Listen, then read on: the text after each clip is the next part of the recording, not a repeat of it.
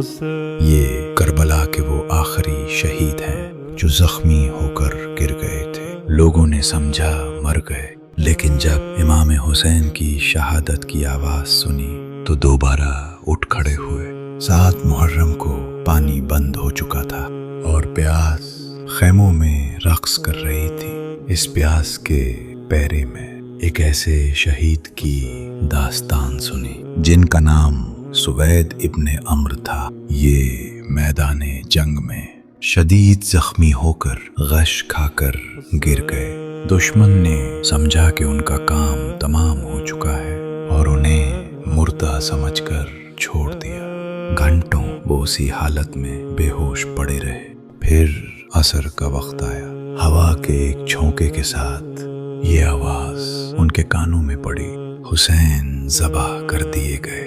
اس آواز کا سننا تھا کہ اس نیم مردہ جسم میں بجلی دوڑ گئی۔ سوید کے پاس تلوار نہیں تھی۔ انہوں نے جیب سے ایک چھوٹا سا چاقو نکالا اور اسی حالت غش میں رینگتے ہوئے دشمنوں پر حملہ کر دیا، یہاں تک کہ باقاعدہ طور پر انہیں دوبارہ شہید کیا گیا۔ یہ کربلا کے وہ واحد شہید ہیں جو 2 بار مقتول ہوئے۔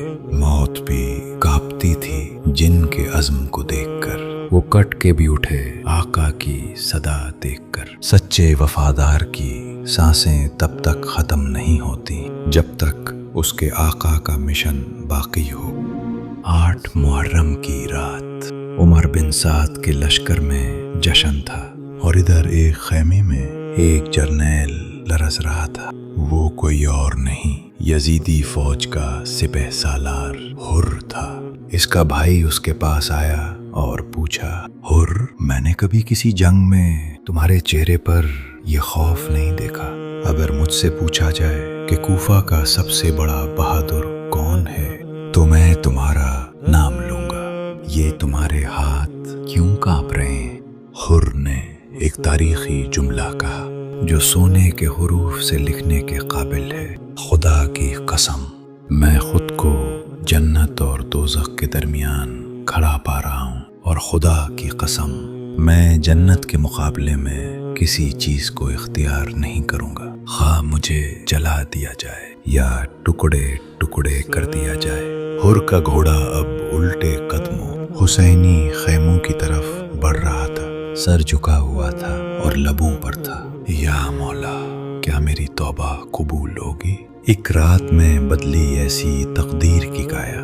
جو حر تھا یزید کا وہ حر حسینی کہلایا۔ توبہ کا دروازہ آخری لمحے تک کھلا رہتا ہے۔ سب سے بڑا بہادر وہ ہے جو اپنے نفس اور انا کو شکست دے کر حق کی طرف لوٹ آئے۔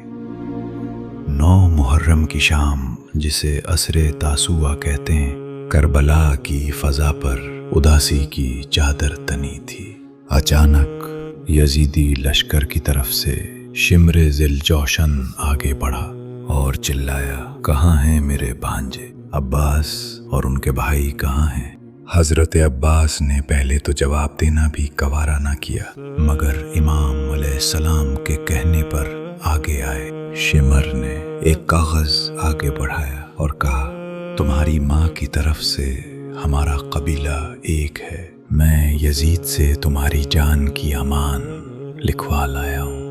حسین علیہ السلام کو چھوڑو اور ہمارے پاس آ جاؤ۔ غازی عباس کا چہرہ غصے سے سرخ ہو گیا۔ انہوں نے وہ امان نامہ شمر کے منہ پر مارا اور کرچ کر فرمایا، تیرا ہاتھ ٹوٹ جائے اور تیرا امان نامہ غارت ہو، تو ہمیں امان دیتا ہے جبکہ بنت رسول صلی اللہ علیہ وسلم کی بیٹیاں بے امان ہیں۔ عباس جیے گا تو حسین علیہ السلام کے ساتھ، مرے گا تو حسین کے قدموں میں۔ وفا نے ہاتھ جوڑ کر عباس سے کہا، تیرے بغیر میرا کوئی نام نہ ہوتا۔ باطل کی دی ہوئی مراعات اور زندگی کا تحفظ حق کے ماتھے پر کلنک بننے سے بہتر ہے کہ انسان جان قربان کر دے۔ 10 محرم کی صبح عاشورہ، لشکر حسینی میں پیاس کی شدت تھی، مگر نماز کی تیاری تھی۔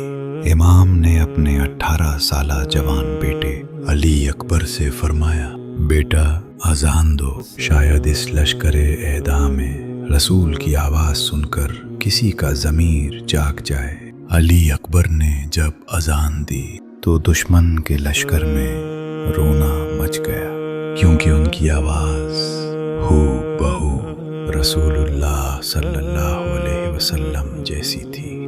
اور پھر شام کا وہ منظر جب سب قربان ہو چکے تھے، امام حسین علیہ السلام کے جسم اطہر پر 1927 زخم تھے۔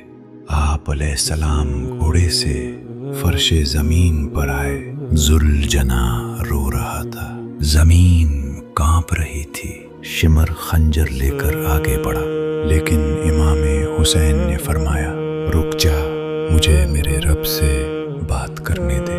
عصر کا وقت تھا۔ امام حسین علیہ السلام نے فرمایا، رضن بقضائے کا، اے اللہ میں تیری رضا پر راضی ہوں۔